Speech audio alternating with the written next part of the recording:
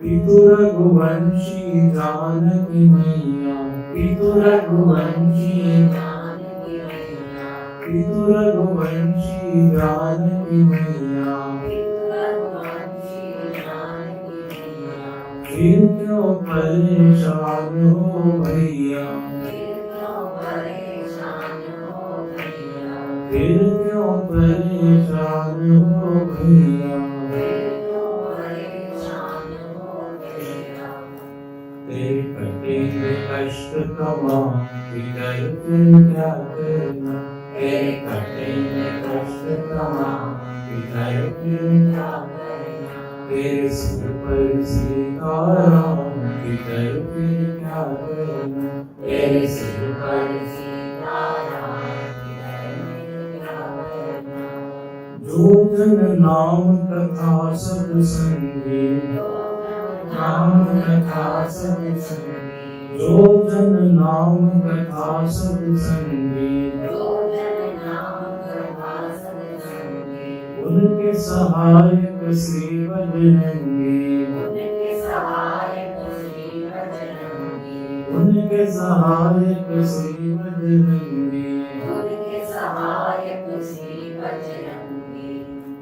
अतुलित बल के धाम फिकर फिर क्या करना, अतुलित बल के धाम फिकर फिर क्या करना, तेरे सिर पर सीताराम फिकर फिर क्या करना, तेरे सिर पर सीताराम फिकर फिर क्या करना, क्या करना, क्या करना, फिकर फिर क्या करना,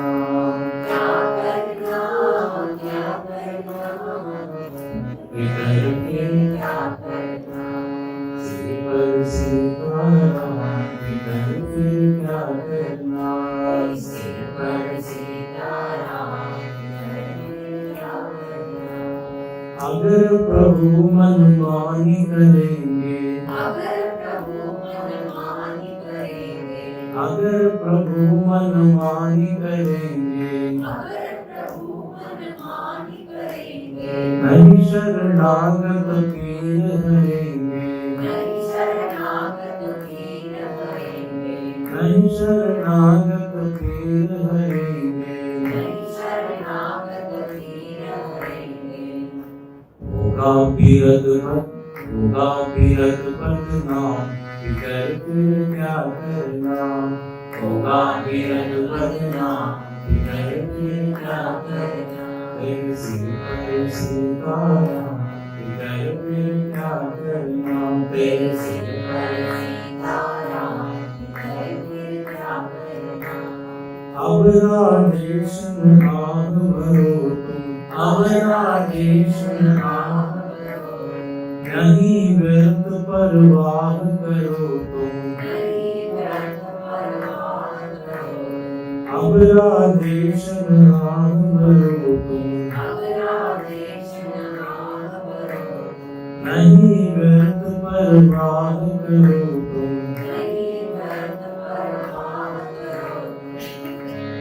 रटो राम जी का नाम फिकर फिर क्या करना, रटो राम जी का नाम फिकर फिर क्या करना, तेरे बिगड़ बनेंगे काम फिकर फिर क्या करना, तेरे बिगड़ बनेंगे काम फिकर फिर क्या करना, तेरे कटेंगे कष्ट तमाम फिकर फिर क्या करना, तेरे कटेंगे कष्ट तमाम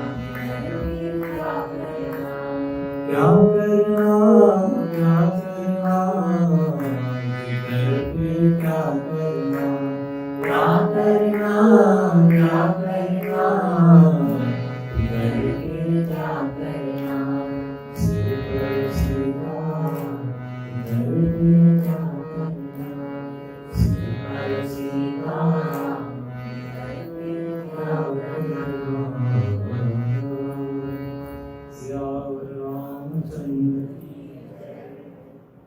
एक स्वामी जी हुए, स्वामी राजेश्वरानंद जी, आपने सुना है? बहुत अच्छे वो रामायण, बहुत बढ़िया कवि थे, उन्होंने बहुत सुंदर, बहुत रसीले भक्त थे। संत राजेश रामायण एक एक दोहे पे वो 7-7 दिन पर लिखा है भजन। ये पंक्ति बड़ी अच्छी है। अगर प्रभु मनमान करेंगे नहीं शरणागत तो पी रहेंगे। यदि हमने शरणागति ली और उन्होंने कष्ट नहीं दूर किया तो उसमें नुकसान हमारा नहीं है। आपका विरद होगा बदनाम। विरद का मतलब होता है आपकी ख्याति, आपका यश। आप किस नाम से जानने जाते हैं? शरणागत वत्सल, पतित पावन, कृपालु, दयालु। आप यदि कृपा नहीं करेंगे तो आपकी ही इज्जत कृपा करके आप होगा विरद। हाँ,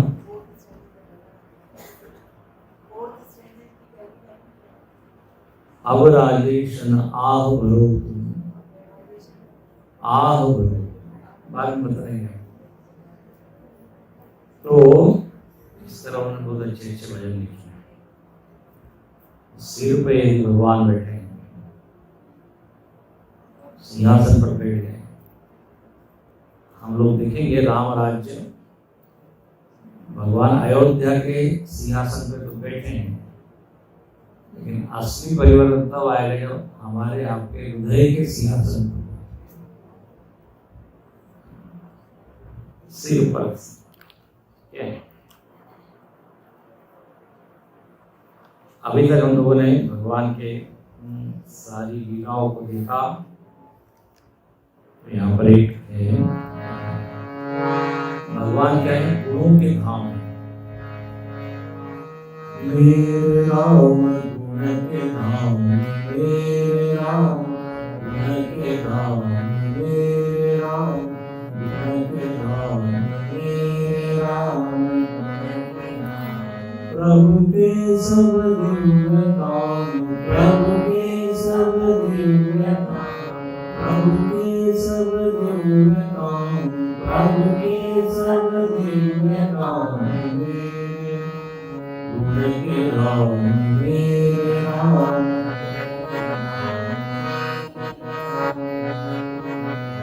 शबरी को दरस देख, शबरी को दरस देख, विभीषण को राज देख, विभीषण को राज देख। सुग्रीव भय मुक्त होत, सुग्रीव भय मुक्त होत। हरि गुण हर पल गावत, हरि गुण हर पल गावत। मेरे राम गुण के धाम, मेरे राम गुण के धाम। दंड कवन शुद्ध करत, दंड कवन शुद्ध करत। ऋषि मुनि का त्रास हरत, ऋषि मुनि का त्रास हरत। केवट रुगीनो केवट रुगीनो रघुवर के हाथ मुक्त रघुवर के हाथ रघुवर के हाथ मुक्त रघुवर के हाथ हे राम गुण गाऊं प्रभु के सब दिल काम प्रभु के सब दिल काम हे राम गुण गाऊं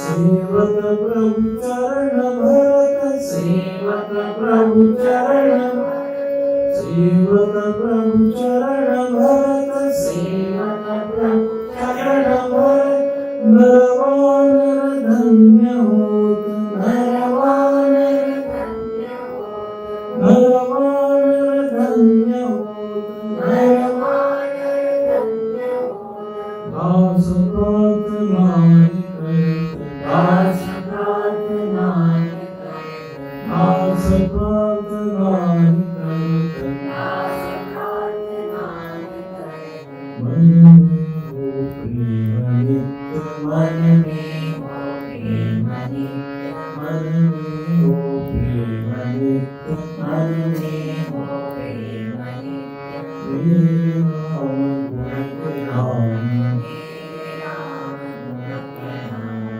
हे राम गुण गाऊं हे राम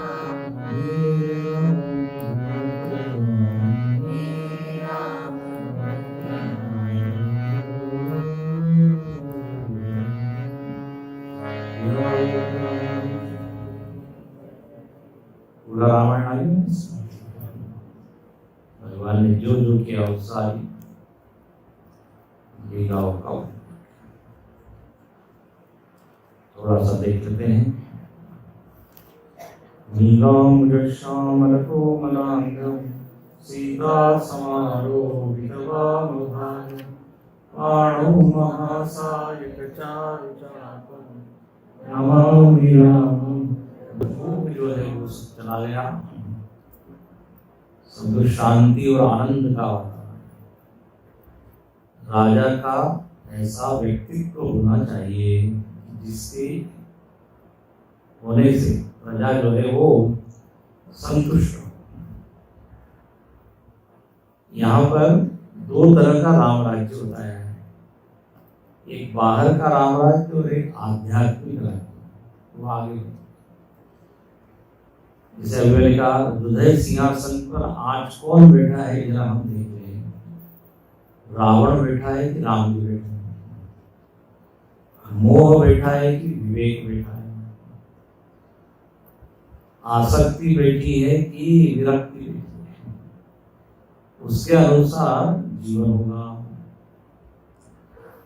तो यहाँ पर बाह्य राम राज्य का वर्णन बहुत ही मीठा है, एकदम बिल्कुल ऐसा लगता है कि ऐसा हो जाए राज्य कितना बढ़िया, यही स्वर्ग का अनुभव हम लोग करेंगे। राम राज बैठे थे।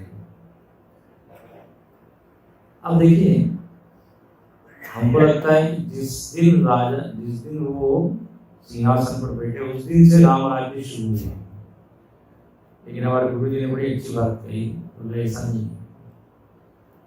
भगवान जिस दिन आए हैं उस दिन से ही राम राज्य शुरू हो गया। भगवान जब विश्वामित्र जी के साथ गए तब से राम राज्य शुरू हो गया। भगवान जब ऋषियों के आश्रमों में जाके उनको सुख देते हैं तब से राम राज्य शुरू हो गया। ऐसा नहीं कि जब बैठे हो उसके बाद सब हुआ, ये पहले से ही तैयारी शुरू हुई है।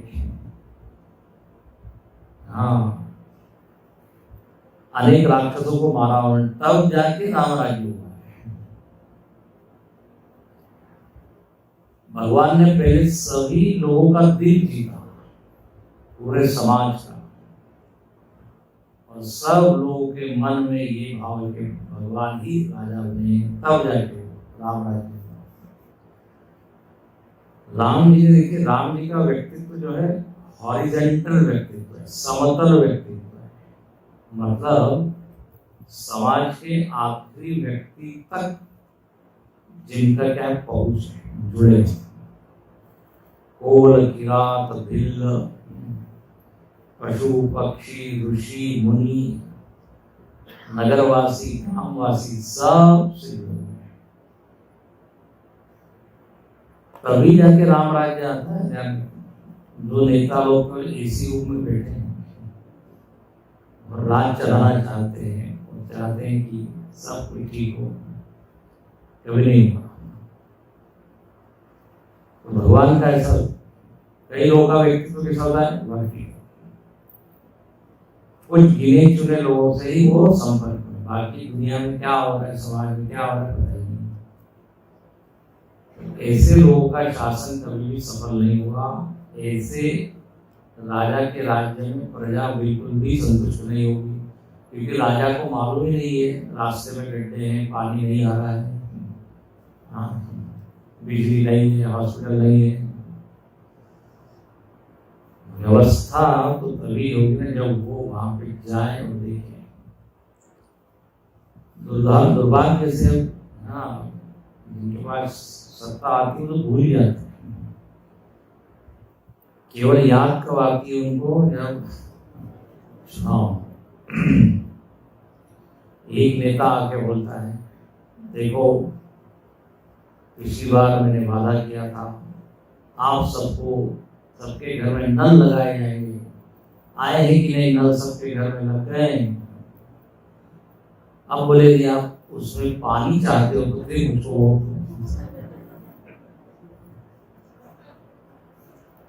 5 साल तक कोई नल को देखते, नल की फिटिंग हो तो ऐसे मालूम नहीं हो। एक नेता को खेल मंत्री बना दिया गया, जिसको खेल का कुछ पता आता नहीं, कभी खेल खेला नहीं। खेल मंत्री फुटबॉल का मैच देखने जो है उसको ले गए और जो है देख रहे हैं। मैच देखने के बाद मुझको ये देख के बहुत दुख हुआ कि 22 खिलाड़ी एक ही गेंद से खेल रहे हैं।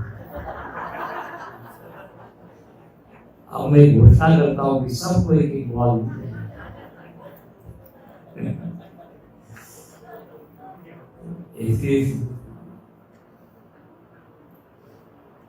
ऐसे राजा और क्या यहाँ पर जब राम राज्य रहेंगे तो देखेंगे कि राम जी को सबकी खबर है। उनका केवल वर्टिकल समतल, राम जी छत के समान है। जब जो छत होती है ना वो चारों दीवारों से जुड़ी होती है। छत चारों दीवारों से, तो राजा का काम ये है छत की तरह सबसे वो जुड़ा रहे और सबको आधार दे। अब देखिए कल्पना करने में आपको इतना आनंद है, काल्पनिक ही समझिए। चलो ये जो राम राज्य है नहीं, लेकिन इतना आदर्श जो यहाँ बताए कैसे हो सकता है। हम लोगों को इतना अधर्म और इतना अनीति देखने की आदत है कि एकदम सब कैसे अच्छा हो सकता है। सब कुछ ठीक ठाक हो रहा है, कुछ गड़बड़ है, ऐसे ही लोगों के मन में। अब देखिए हर चीज एकदम परफेक्ट है। तो सुनिए, बैरुन कर काहू सन कोई। अब देखिए कोई किसी से बैर ही नहीं कर रहा है, कोई लड़ाई झगड़ा ही नहीं है। जब लड़ाई झगड़ा ही नहीं है तो फिर कोर्ट कचहरी की कोई जरूरत ही नहीं। देखिए बढ़िया न्याय व्यवस्था कब मानी जाएगी, जब न्यायालय की जरूरत ही ना पड़े, तब ये माना जाएगा अनुशासन बहुत अच्छा है। जब पुलिस की जरूरत नहीं होगी तो कहते हैं आपस में बैर नहीं है। और राम प्रताप विषमता कोई, विषमता मतलब भेद, ये जो ऊंच नीच का या मेरा तेरा समत्वभाव, सब एक दूसरे के प्रति एक स्नेह का भाव, मिलते हैं, जुलते हैं, बात करते हैं, बड़ा अच्छा है। सब एक दूसरे की सहायता करते हैं। वर्णाश्रम निज निज धर्म निरत वेद पथो, जो जिनका जो वर्ण आश्रम है तद अनुसार जो कर्तव्य बताए हैं तद अनुसार वो धर्म कर रहे हैं। देखिए, समाज में जो व्यक्ति है वो एक दूसरे का पूरक होना चाहिए। जिसमें एक में कमी है तो दूसरे में कमी है तो वो पहला पूरा। जैसे आप अपने शरीर को देखें तो शरीर में सब लोग एक दूसरे की मदद कर रहे हैं कि अवयव। भूख लगी है तो हाथ जो है वो भोजन कर रहा है, दांत जो है चबा रहे हैं, पेट जो है सबको भोजन दे रहा है। कल्पना कीजिए हाथ जो है वो हड़ताल कर रहे हैं, हम क्या बोल रहे हैं, हमको तो खाने को मिलता ही नहीं, तो सब गड़बड़ा जाएगा सब। अच्छा, हाथ यदि नहीं खाए तो ऐसा नहीं कि मुख का जो है नुकसान होगा, उसका भी नुकसान होगा, उसकी शक्ति नहीं मिलेगी। तो समाज में एक दूसरे के पूरक होना चाहिए, एक दूसरे की कमी। अंध पंगु न्याय आपने सुना है, एक है अंध और एक है पंगु, दोनों को पुल पार करना है। अब अंधा देख नहीं सकता, लंगड़ा चल नहीं सकता। दोनों ने विचार किया, बोले लेकिन हाँ दोनों में एक एक गुण तो है। मैं देख नहीं सकता लेकिन चल सकता हूँ, मैं चल नहीं सकता लेकिन देख सकता हूँ। एक ने दूसरे कंधे पे चढ़ाया, पंगु जो रास्ता बताते चला, अंधा जो उसको संस्कृत में अंध पंगु न्याय। एक की कमी दूसरे से पूरी की जाए, दूसरे की कमी पहले से पूरी। समाज एक से शरीर की तरह है, हर अवयव अपना अपना कर्तव्य जैसे कर रहा है, ऐसे समाज में सब घटक है। समाज में सब लोग चाहिए, बुद्धिजीवी लोग भी चाहिए, अच्छे टीचर, प्रोफेसर, शिक्षक, वैज्ञानिक ये चाहिए। दूसरी बात एडमिनिस्ट्रेटर चाहिए, लॉ एंड ऑर्डर को संभालने वाले चाहिए। तीसरा जो है बिजनेस अच्छे करने वाले चाहिए ताकि इकोनॉमी ठीक हो। हाँ वो भी चाहिए, दुकान और क्या व्यापार बढ़िया हो तो जीडीपी अच्छी हो। और ऐसे ही समाज में मजदूर लोग भी चाहिए, श्रमिक भी चाहिए। तो बिल्डिंग कौन बनाएगा, रिक्शा कौन चलाएगा, तो कोई कम ज्यादा नहीं है, सबकी अपनी अपनी भूमिका है। जो जिसमें योग्य वो करे। जबरदस्ती हाँ एक काम दूसरे को दे तो गड़बड़ हो जाएगी। अब हाथ को कहा जाए तुम पैर का काम करो, पैर को कहा जाए हाथ का काम करो, तो कैसे होगा? स्वेसे कर्मण्य विरत स्वकर्मणा तमभ्यर्थ सिद्धि विन्दति मानव। भगवान कहते हैं अपना अपना देखिए, इसमें आप एक्सपर्ट हैं। अब डॉक्टर है, उसकी उसमें कुशलता है, उसको कहा जाए कि ब्रिज बनाओ, तुम पुल बनाओ, बना तो देगा वो, लेकिन 2 दिन में हरिओम।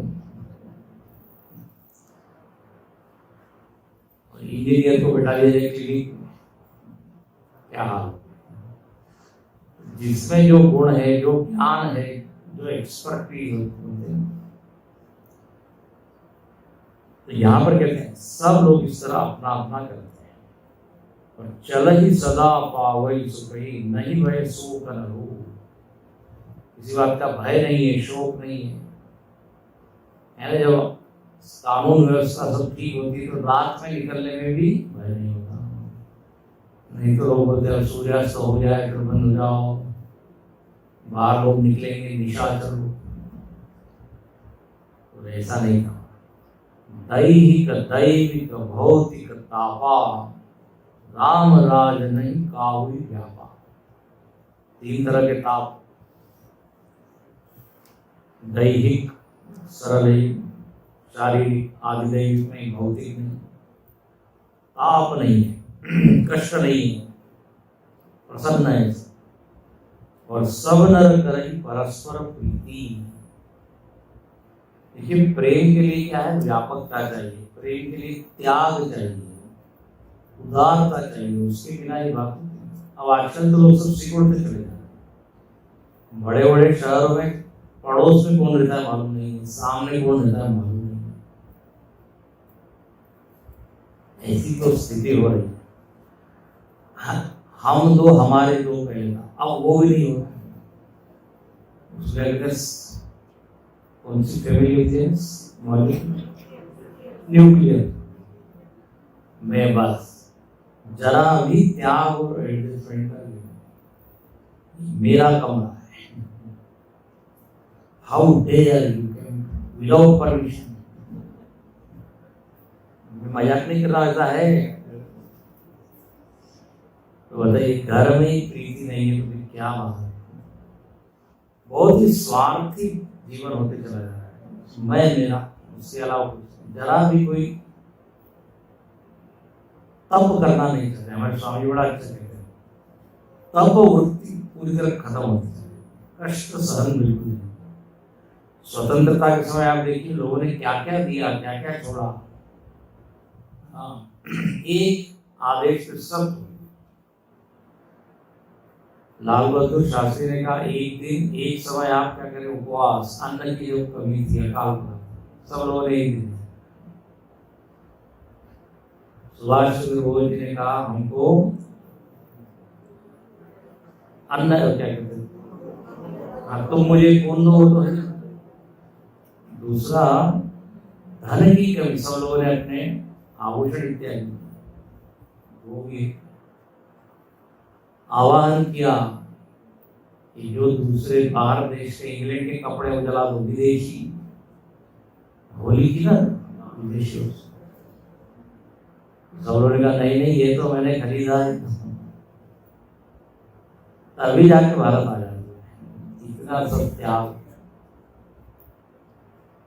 तो यदि प्रेम होना है तो ये सब तो करना पड़ेगा। पहले क्या जॉइंट फैमिली होती थी, इतने लोग साथ में रहते थे, कोई किसका ये नहीं मेरा तेरा, एक चूल्हा होता। ऐसा है लिखते हैं, सब नर करई परस्पर चलहि स्वधर्म निरत श्रुति। अपने अपने स्वधर्म के अनुसार कर रहे हैं।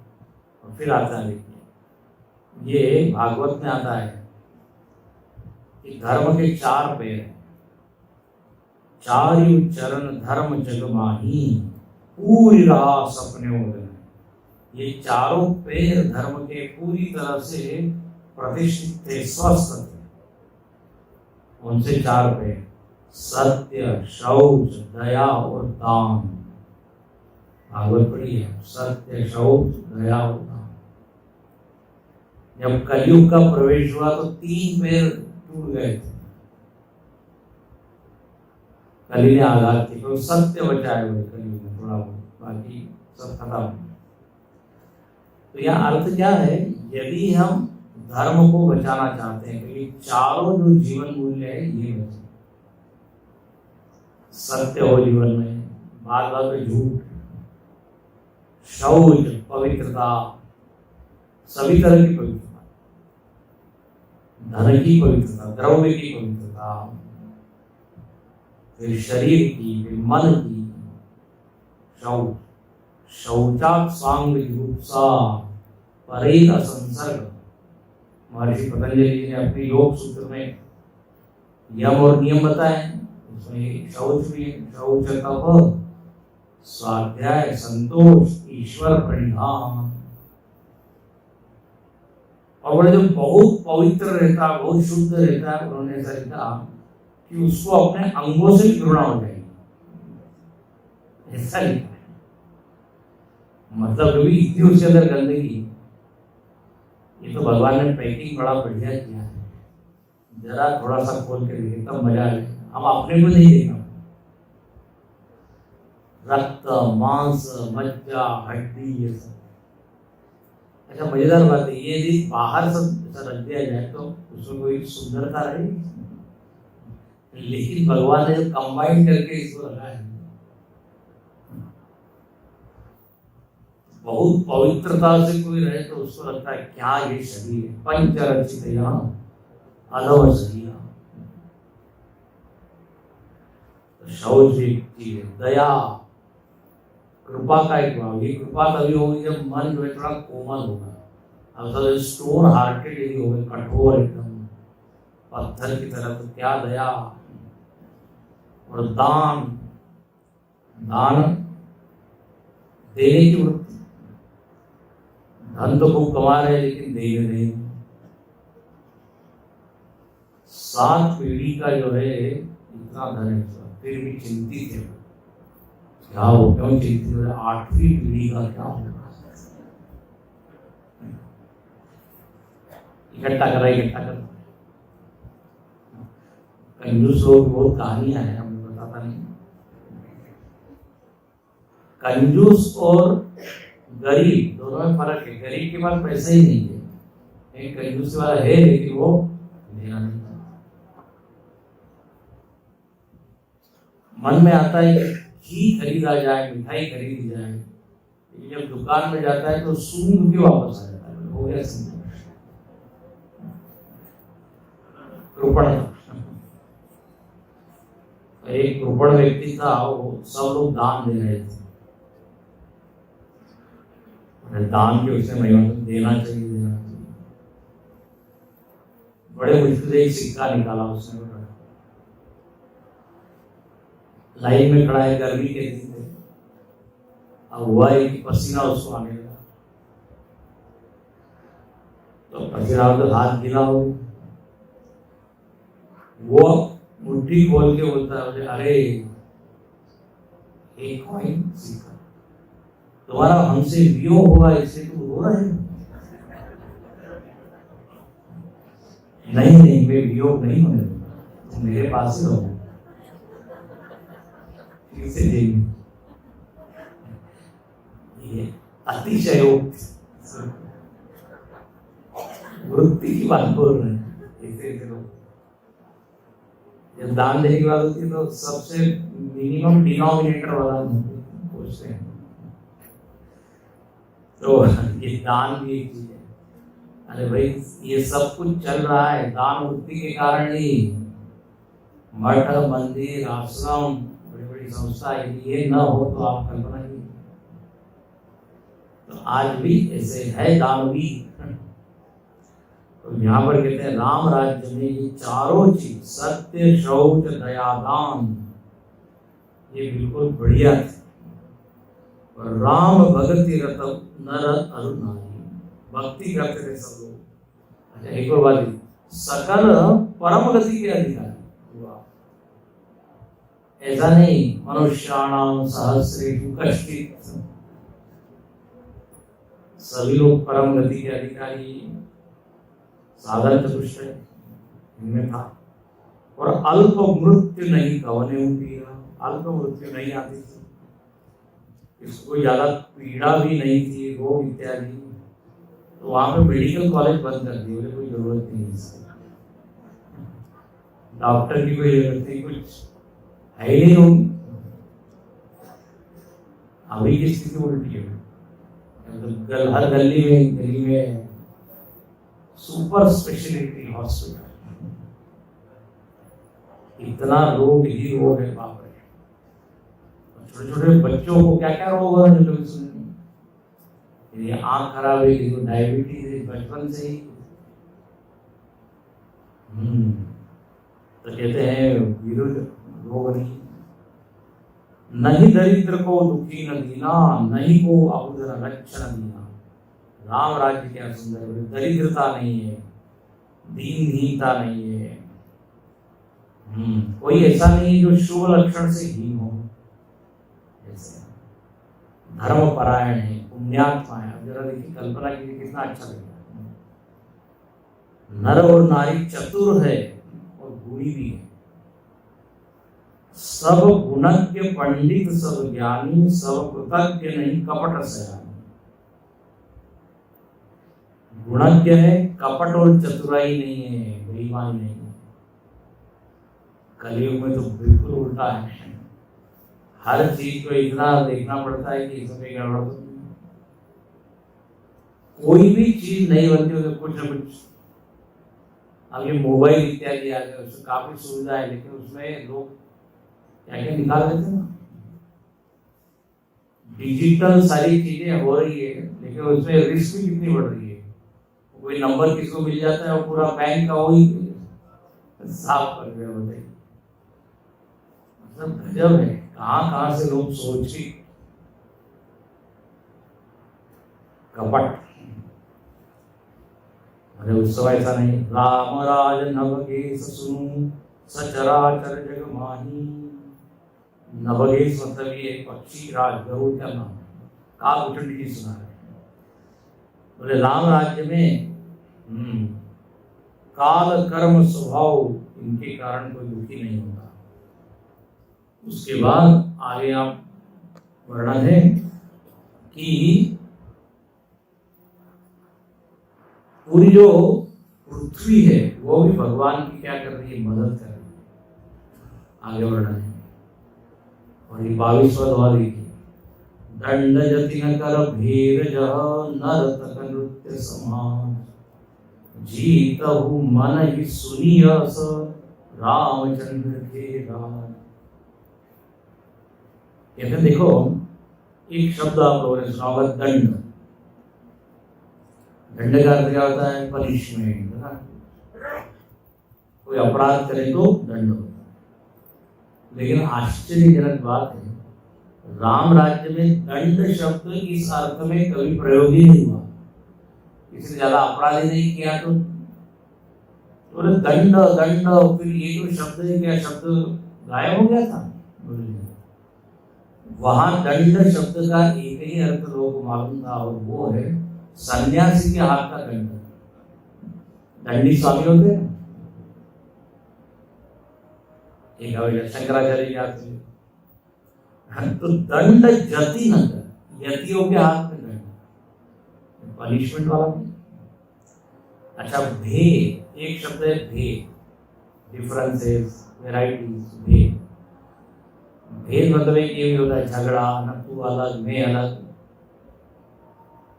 तो भेद शब्द का अर्थ एक ये भी होता है, साम दाम दंड भेद, 4 नीतियां। जब कोई गड़बड़ काम करता है तो उसको बोला जाता है, पहले शांति से समझाया, साम, फिर दाम, लालच है, फिर दंड। तो ये नीतियां हैं। लेकिन यहाँ पर क्या लिखते हैं, भेद शब्द का अर्थ ये रहेगा ही नहीं। फिर क्या अर्थ है भेद का? क्या लिखते हैं, नर्तक नृत्य समान। नृत्य के अलग अलग भेद होते हैं ना, वो अर्थ है, अलग अलग टाइप के नृत्य, राग अलग अलग टाइप के, ताल वहां पे भेद होता है ना। यमन कल्याण से वसंत विहार अलग है, अहिर भैरव अलग है, भेद हुआ। त्रिताल अलग है और एक ताल अलग है, भरतनाट्यम अलग है और कुचिपुड़ी अलग है। तो ये भेद का अर्थ यही है। वहां ये साम दाम दंड की जरूरत ही नहीं। और तीसरा एक शब्द है जीतना, जी। और जब जीतने और हारने की बात आती थी तो जीतना का अर्थ एक ही लिया जाता था, और वो क्या, मन को जीतना। कितना बढ़िया है, जीत हो मनी सुनी अस रामचंद्र के काम। राम जी के राज में लोग मन को जीतते थे, दूसरे को जीतते। कौन सा भजन है, मन को, मन के जीते जीते हैं। तो पहले मन को जीतो, हमको मन की मन विजय, दूसरों की जय से पहले। तो ये हम लोग अभी गाते हैं, उस समय उन लोगों ने ये किया है। और फिर यहाँ लिखते हैं, जरा सृष्टि का वर्णन करते हैं, बाहर लोग कैसे हैं, पशु पक्षी प्रकृति। फूल ही फल ही सदा तनु गान, रहे कसंग गज पंचान, अगम सहज भयउ बिसराई, समनि परस्पर प्रीति बढ़ाई, उदय कगम अवय चरहि मन करहि अंगा, शीतल सुरभि पवन बहुमंदा, उन्नत चनि मकरंदा, लता विकप मागे मधु मन भावत ये मुभय शशि संपन्न सदारगनि,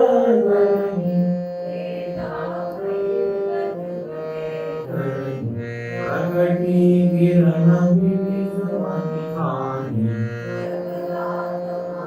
उपज गजानि, सरिता सकल बरि बरमारि, शीतल अमन सागर सुखदायि, सागर यमन आरहि रत्न तटम, सरसिज संकुल सकल तरागा, अति प्रसन्न स्वामी मागा। अब बाहर की प्रकृति कितनी सुंदर है, वातावरण है। बोले सब जो है वृक्ष हर मौसम में, जो जिस मौसम में जिसको फूलना है, फल देना है, वो सब। अब आजकल ये भी हो गया, कोल्ड स्टोरेज आने के कारण जो है जिस सीजन का फल नहीं उस सीजन में वो होना है। अब आम जो है लोग ठंड में खिला रहे हैं, एक्चुअली ऐसा होना नहीं चाहिए। हर सीजन का एक जो नेचुरल फल है वही खाना चाहिए। तो यहाँ पर कहते हैं फूलते फलते, और ये बड़ा प्रसिद्ध है, रहि एक सग गज पंचान, हाथी और शेर दोनों एक साथ घूम रहे हैं, मित्रों में दोनों एक साथ घाट पे पानी पीते हैं। पक्षी जो है बड़े ही मीठी आवाज में बोलते हैं, हवा बड़ी सुंदर बह रही है शीतल मन। इससे ये समझ में आता है कि जो इकोलॉजी, पर्यावरण, उसका संतुलन बना हुआ है। पर्यावरण ठीक होता है, ऐसा होता है। फिर कहते हैं बेल और वृक्ष मांगने से मधु टपका देते हैं, मधु निकलता है। गाय जो है जितना आपको दूध चाहिए वो दिखा देती है, और धरती जो है खेती से हमेशा संपन्न है। मेरे देश की धरती सोना होगी, ये हरी भरी है। नदियां जो है वो पानी से भरी हुई, और अभी नदियों का हाल देखो, बांध बना दिए तो एकदम सूख है, बारिश में थोड़ा बहुत पानी। पूरी प्रकृति को हम लोगों ने क्या है शोषण किया हुआ। यहाँ पर लिखते हैं सागर समुद्र इतने प्रसन्न है। समुद्र के अंदर ये होता है ना क्या, मोती वगैरह, रत्न, समुद्र वो खुद तट पे डाल के चला जाता है। सागर निज मर जाना रहे, दार ही रत्न तट नहीं हो। इससे देखिए इसका भाव समझिए, प्रकृति खुश है। और गीता में भगवान कहते हैं देवान भावयतानेन ते देवा भावयन्तु परस्परम भावयन्तः श्रेय परमवाप्स्यत।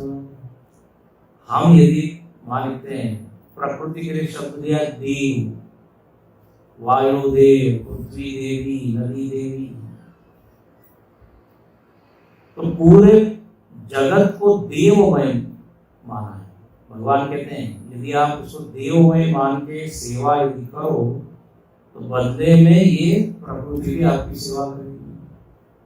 यदि आप उसको कष्ट दोगी वो आपको कष्ट देगी, हो ही रहा है। अब सब चीज हमने प्रदूषित कर कर दिया है, पानी पीने लायक नहीं, हवा, कार्बन डाइऑक्साइड इतनी बढ़ गया, टेम्परेचर इतना बढ़ गया। अब इसमें प्रकृति का दोष नहीं, हमने उसको बना दिया। वो स्वामी जी कहते हैं 5 महाभूतों से 4 महाभूतों को हमने गंदा कर दिया, आकाश, वायु, जल और पृथ्वी। अग्नि को कुछ कर नहीं सकते, इसलिए सुरक्षित हो सकते।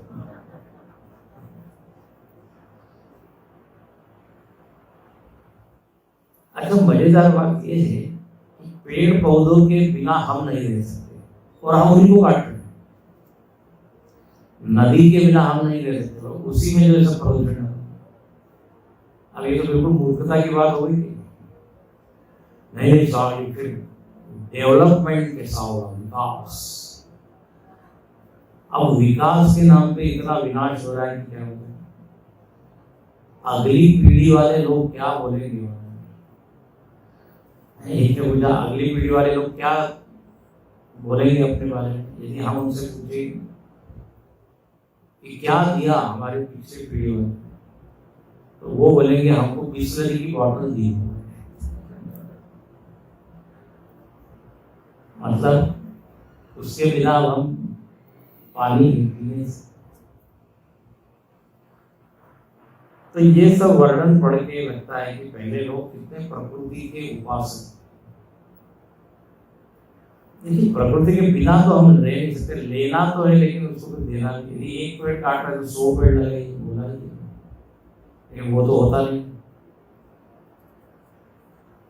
किताबों में या क्या कागज में होता है।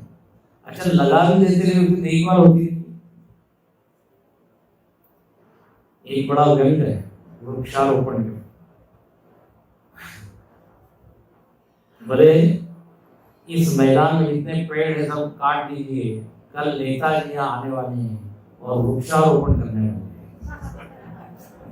तो उसके लिए क्या कीजिए, मैदान बनाइए।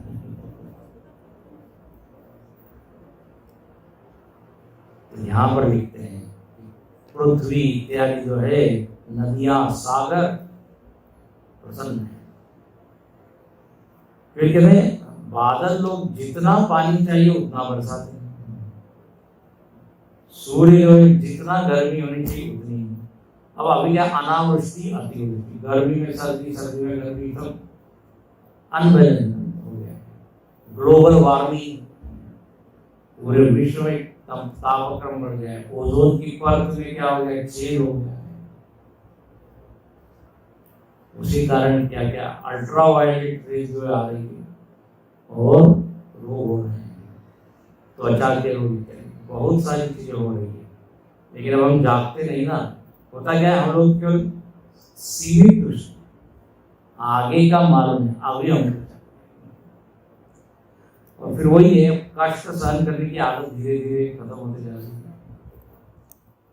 वो तो होना ही है, तो पे द प्राइस। कलयुग में यही तो होने वाला है, कहा ही। अब कहते हैं घर में लोग भी सब ठीक ठाक रहते हैं। यहाँ 23वें के बाद तीसरी चौपाई, पति अनुकूल सदा रसीता, शोभा खानी सुशील विनीता। पति के अनुकूल सीता जी रहती है, जो राम जी चाहते हैं वो कर। सेवती चरण कमल मन नाई। उसके बाद यहाँ लिखते हैं कि सीता जी के महल में इतने सारे सेवक सेविकाएं हैं, लेकिन वो भगवान का काम अपने हाथ से करती है, भोजन बनाती है। तो यहाँ पे क्या है, जिसका जो सधर्म है वो करें। तो खाना बनाने का काम,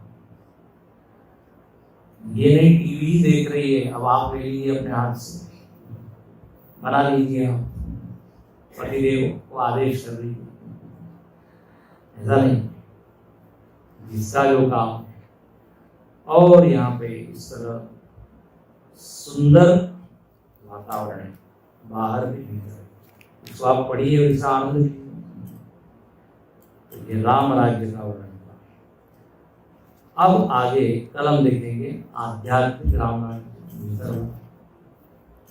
और फिर कालभुषुंडी की कथा आएगी और उससे फिर समाप्त।